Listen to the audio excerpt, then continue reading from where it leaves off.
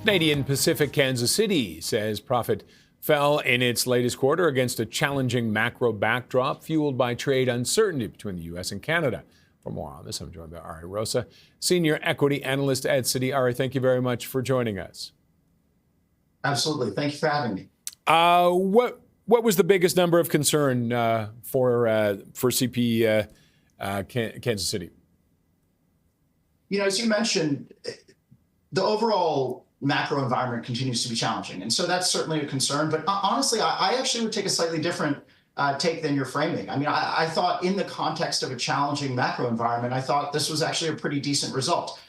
Canadian Pacific continues to lead the industry in volume. It continues to lead the industry in earnings growth. And so, it provided a solid outlook against that challenging macro backdrop. And frankly, I think it's a stock that's well positioned when we do get some macro recovery, when we do get some tariff resolution, which hopefully should come in the next 6 months. You know, we'll see. We've been here before, but I think the stock is actually quite well set up from these levels.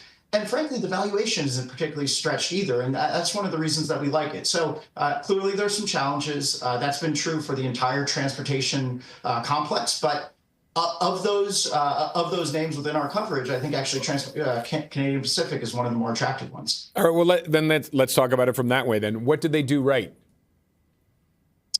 So they're controlling costs very well. The service is very good. Safety metrics continue to be near industry best. And so, in Canada, folks are probably familiar with Keith Creel, their CEO, but he's really considered one of the leaders in the industry and has, despite the many challenges, despite the many uncertainties, I think they continue to execute well. And I think, again, that sets them up really nicely for when we get a little bit of recovery in the macro. And is there indications that we could start to see a recovery this year? I mean, we have CUSMA coming up, negotiations, a lot of uncertainty still. Yeah, that's one of the challenges, and that's where we're a little bit more cautious. And so, in fairness, we think, look, there's not really a lot of reasons to get excited about the near term, but for people who have a decent investment horizon, who have, a year, 2 years plus holding period, we think this is actually a really attractive entry point. Again, the rails have not really participated in this rally. I heard your prior guest. I tend to agree with him. I think, look, stocks across the board tend to be pretty expensive, but within our coverage, at least, rails are actually pretty reasonably valued. And again, if you're looking for kind of that growth at a reasonable price type of narrative, I think CP fits quite nicely into that bucket. And what other headwinds might they be facing along with CUSMA? I guess concerns always if there's a slowdown. Yeah, certainly. So there's, of course, there's the tariff pressure. There's broader macro pressure, and we were talking about how housing, construction, end markets have been weak. Intermodal has been a bit of a challenge. You've had pressure on a lot of end markets related to construction, so metals, minerals, forest products, certainly. But then conversely, you've seen some strength in grain. You had a record Canadian grain crop that tends to be rather profitable for CP. And so we think that kind of keeps them going as you work through this period of challenge. And then hopefully in the second half of the year, you see some uplift. And then the more encouraging part really is that they're doing a really nice job controlling costs. And so you saw the industry-leading operating ratio, which is really just the inverse of the operating margin. That was quite strong for Canadian Pacific, despite that kind of tepid backdrop. And what are they doing when it comes to cost control? What are some of the things they're implementing that are making this difference? And can they continue doing that? Well, you're seeing headcount reductions, right? And so that perhaps is a reflection and a concern for the Canadian economy, but you're definitely seeing headcount reductions and efficiency gains as a result of that.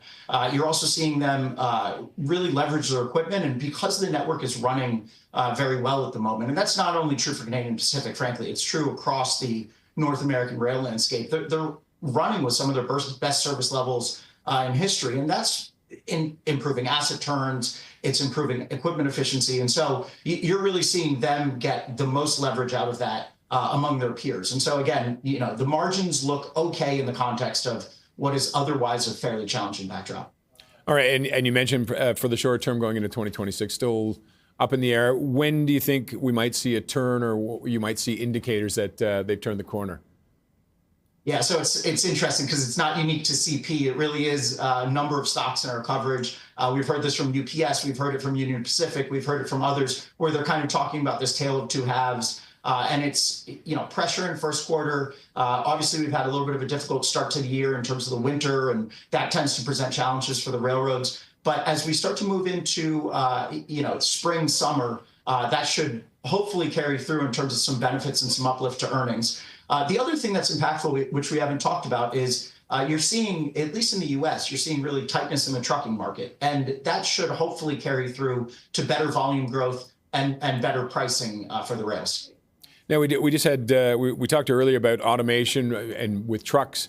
Is that coming to rail as well? And how much of a difference would that make? Would we see no engineers in a train? Well, it's interesting. We've done some work around this, and look, people have been talking about autonomous trucks for a long time. Well, for the better part of the past decade, we've been hearing about autonomous trucks and the threat that they pose. The reality is, I think both from a regulatory standpoint and from a technology standpoint, it remains quite a way away. Probably not something we need to worry about in the next cycle. The other thing, as you point out, is, if you think about autonomous technology, it makes a lot more sense for rails than it would for trucks that are moving on the highways. And so we think there is some efficiency opportunity to be gained there. At the same time, it's not really something that folks are terribly focused on right now. I think the regulatory hurdle, frankly, poses, at least as far as the rails go, the regulatory hurdle poses a bigger challenge than the actual technological hurdle to that.